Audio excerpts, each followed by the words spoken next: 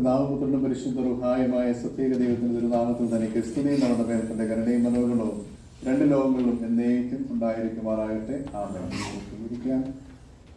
ദൈവതിരുനാമം മഹത്വപ്പെടുമാറാകട്ടെ. ഈ ഇടവകയിലേക്ക് വരുവാനും ഇന്ന് ഈ വിശുദ്ധ ബലി അർപ്പിക്കുവാനായിട്ടും ഇടയാക്കി തീർത്ത ദൈവത്തെ മഹത്വപ്പെടുത്തുന്നു. പ്രിയപ്പെട്ട സാക്കച്ചനെ സ്നേഹപൂർവ്വം ഓർക്കുകയും ചെയ്യുന്നു.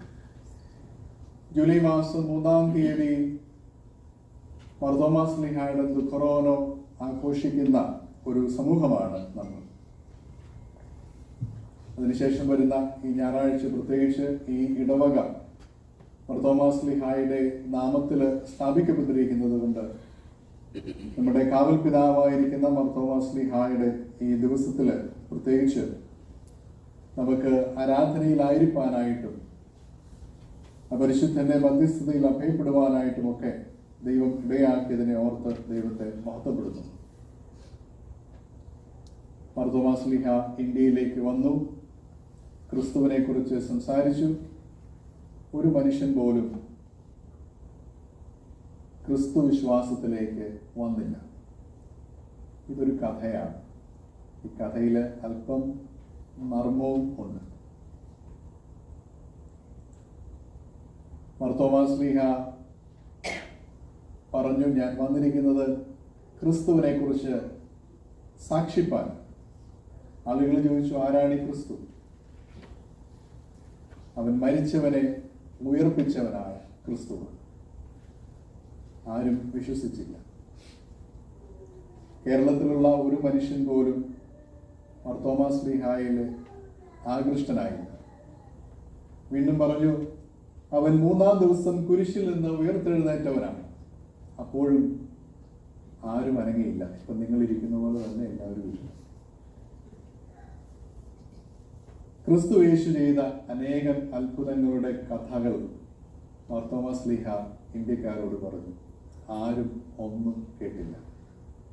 ഒടുവിൽ പറഞ്ഞു, അവൻ കാനായിലെ കല്യാണ വീട്ടിൽ വെള്ളം വീഞ്ഞാക്കി. അങ്ങനെ അനേകർ ക്രിസ്ത്യാനികളായി മാറി എന്നാണ് ഒരു കഥ. ഈ കഥ നിങ്ങൾ പുസ്തകത്തിൽ കേട്ടിട്ടില്ലായിരിക്കാം, പക്ഷേ ഇങ്ങനെയും ഒരു കഥയുണ്ട്. മാർത്തോമാ ശ്ലീഹായുടെ അത്ഭുതങ്ങളുടെ ഒരു പട്ടിക തന്നെ ഒരു പക്ഷേ നമ്മൾ കേട്ടിട്ടുണ്ടാവും. യഥാർത്ഥത്തിലുള്ള അത്ഭുതം എന്തായിരുന്നു അവിടെ നടന്നത്? What was the miracle that happened when Saint Thomas was in India? It was not that he preached about a distant person called Jesus Christ. It was not that he did some signs or miracles that people could believe. He performed some tricks or magics.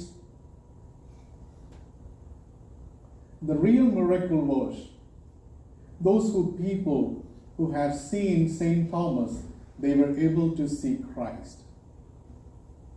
Marthoma ശ്ലീഹായെ കണ്ടവർക്ക് ക്രിസ്തുവിനെ കാണുവാനായിട്ട് സാധിച്ചു. അതാണ് യഥാർത്ഥത്തിലുള്ള miracle. പലപ്പോഴും നമ്മൾ miracle എന്താണ് എന്നുള്ളതിനെ കുറിച്ച് നമുക്ക് വ്യത്യസ്തമായ കാഴ്ചപ്പാടുകളുണ്ടാകും.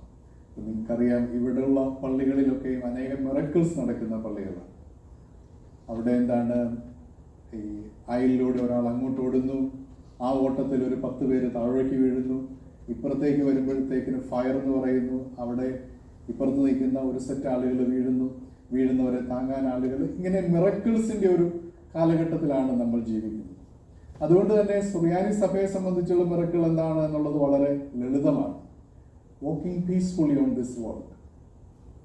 ശാന്തമായിട്ട് ഈ ഭൂമിയിൽ നടക്കുവാനായിട്ട് സാധിക്കുന്നുണ്ടെങ്കിൽ that is a miracle.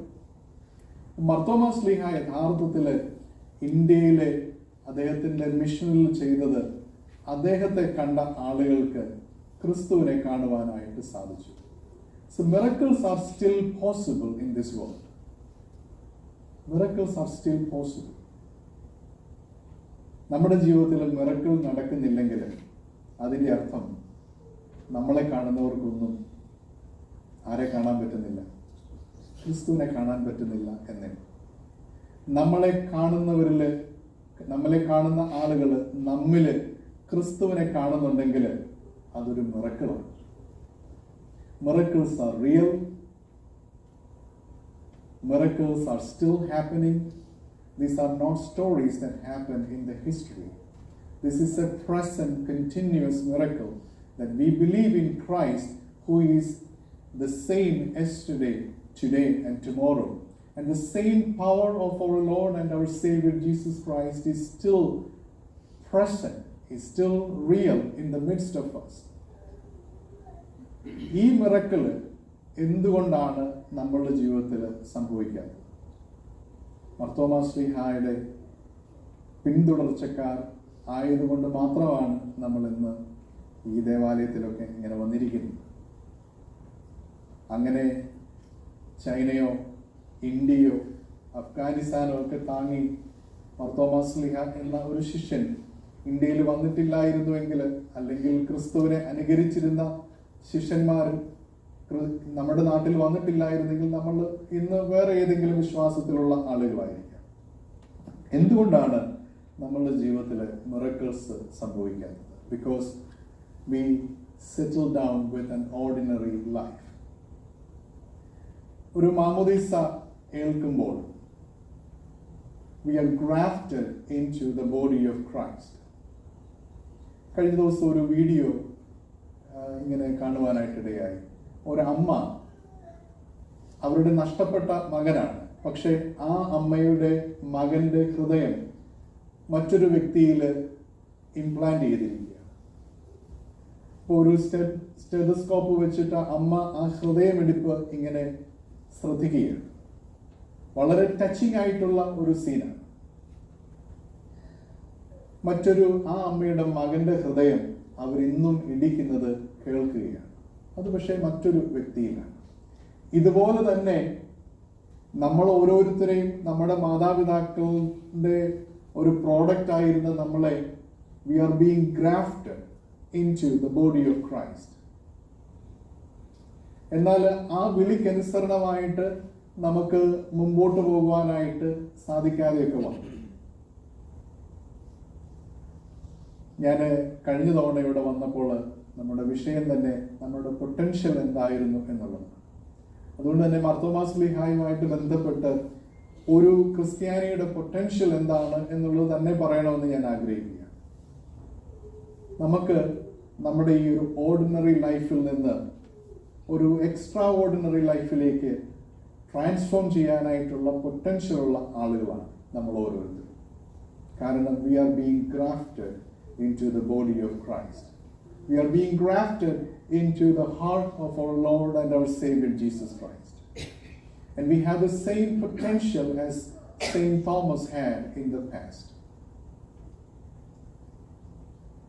ദൈവികരാകുവാനായിട്ട് we have the potential to have a communion, a union with God. ദൈവികരായിട്ട് മാറുവാനുള്ള ഒരു ഡിവനൈസേഷന്റെ, ഒരു തെയോസിസിന്റെ ഒരു പൊട്ടൻഷ്യൽ ഉള്ള ആളുകളാണ് നമ്മൾ ഓരോരുത്തരും.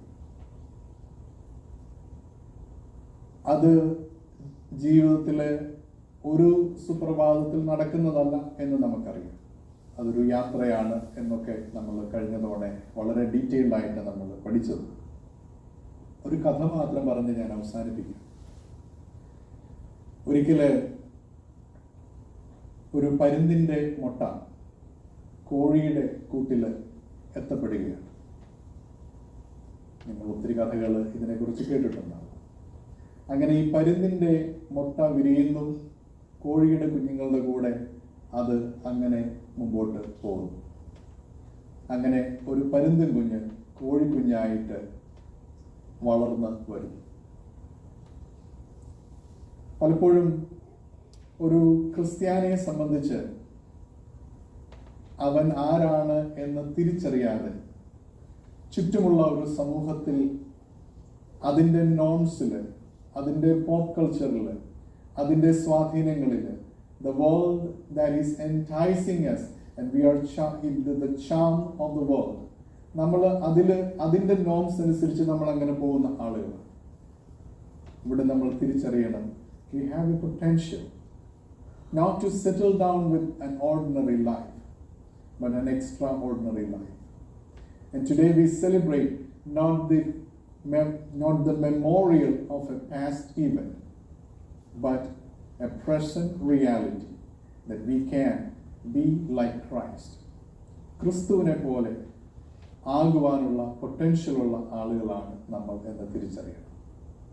നമ്മെ കാണുന്ന ആളുകൾ ക്രിസ്തുവിനെ കാണുന്ന ആളുകളാണ്. നിങ്ങളുടെ ഒരു അയൽക്കാരന് ഒരുപക്ഷെ അവനാകെ അറിയാവുന്ന സുവിശേഷം നിങ്ങളെ കാണുക എന്നുള്ളതായിരിക്കും. അവനാകെ കേട്ടിട്ടുള്ള ഒരു ക്രിസ്തു ഒരുപക്ഷെ നിങ്ങൾ പറയുന്ന ക്രിസ്തുവായിരിക്കും. നിങ്ങൾ ചെയ്യുന്ന ഒരു സ്നേഹത്തിൻ്റെ ഒരു പ്രകടനം ഒരുപക്ഷെ മറ്റൊരു വ്യക്തിയുടെ കണ്ണിൽ നോക്കിയുള്ള ഒരു ചിരി, മറ്റൊരാളുടെ ജീവിതത്തിൻ്റെ ഏതെങ്കിലുമൊക്കെ പ്രതിസന്ധി ഘട്ടങ്ങളിൽ നിങ്ങൾ ഏതെങ്കിലും തരത്തിലൊക്കെ സഹായിക്കുന്നത്, ഇതൊക്കെ നിങ്ങളിലുള്ള ക്രിസ്തുവിനെ മറ്റുള്ളവർക്ക് കാണുവാൻ ഇടയാകുന്ന അവസരങ്ങളാണ്. Miracles R real. നമ്മുടെ ജീവിതത്തിലും ഇതേ മിറക്കിളുകൾ സംഭവിക്കണം. The people who are seeing us, they need to see Christ in us. ക്രിസ്തു ദൂരെയായിരിക്കുന്ന ഒന്നല്ല. He is still present in our midst. നമ്മൾ ഓരോ വിശുദ്ധ ആരാധനയിലും നമ്മൾ ആവർത്തിച്ച് പറയുന്നുണ്ട്, കരുണയോടെ ലോകത്തെ വീണ്ടെടുത്ത ക്രിസ്തു നമ്മോട് കൂടെ. ആമേൻ, ആമേൻ. എല്ലാ മഹത്വവും പിതാവിനും പുത്രനും പരിശുദ്ധ